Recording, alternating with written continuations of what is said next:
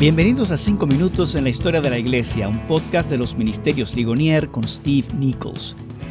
Este episodio se titula Lo que Ben dice de George. El Ben al que nos referimos se trata de Benjamin Franklin, y el George de quien Ben estaba hablando no es otro que George Whitefield, el evangelista del Gran Avivamiento.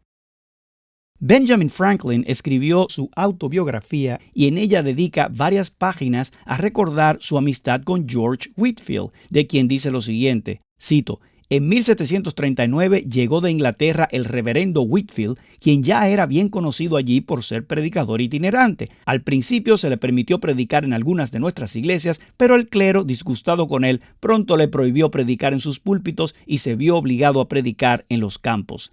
Termina la cita.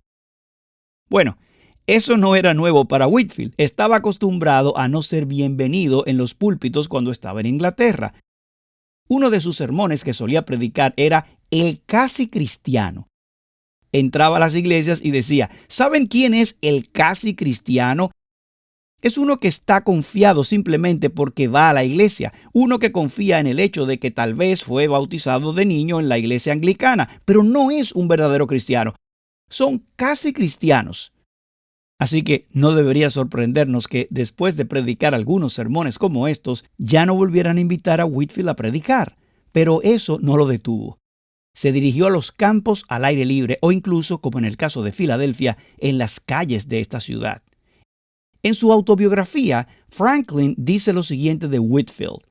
Cito, observo la extraordinaria influencia de su oratoria sobre sus oyentes y lo mucho que le admiraban y respetaban, a pesar de que solía insultarlos, asegurándoles que eran por naturaleza mitad bestias y mitad demonios.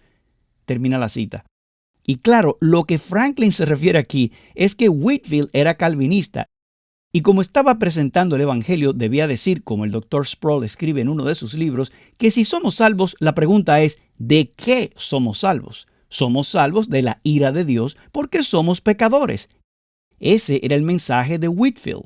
Por su lado, Franklin era todo menos un calvinista. De hecho, en un momento dijo, mi madre se lamenta porque uno de sus hijos es arriano y otro de ellos arminiano. En realidad, Ben Franklin era arriano, no creía que Jesucristo es Dios, y también arminiano, no creía que el hombre es radicalmente depravado. Por lo que no le entusiasmaba mucho el calvinismo de Whitefield. Pero a pesar de esto, llegaron a ser amigos. De hecho, en un momento Whitefield había fundado un orfanato en Georgia y en sus reuniones de avivamiento recogía ofrendas para estos huérfanos, por lo que sus detractores y críticos decían, ¡oh, solo se está llenando los bolsillos! Pero Franklin defendió el carácter de Whitefield declarando, así que estos enemigos de Whitefield decían que él iba a usar el dinero de las colectas para su propio beneficio personal, pero yo que lo conocí íntimamente y me ocupaba de la impresión de sus sermones y de sus diarios, nunca tuve la menor sospecha de su integridad, sino que hasta el día de hoy creo sin duda alguna que fue en toda su conducta un hombre perfectamente honesto. Aunque Whitefield era un gran orador para las multitudes, lo que más impresionaba a Franklin no era tanto la oratoria, sino su integridad. De hecho, Franklin hablaba de la oratoria de Whitefield diciendo, cito, poco después asistí a uno de sus sermones y en el transcurso de este me di cuenta que él tenía la intención de hacer una colecta al final. Y allí en silencio tomé una decisión. No obtendrá nada de mí. Tenía en mi bolsillo un puñado de monedas de cobre, $3 o $4 de plata y 5 monedas de oro españolas. A medida que hablaba, empecé a ceder y decidí darle las monedas de cobre. Nuevamente recibí el impacto de su oratoria.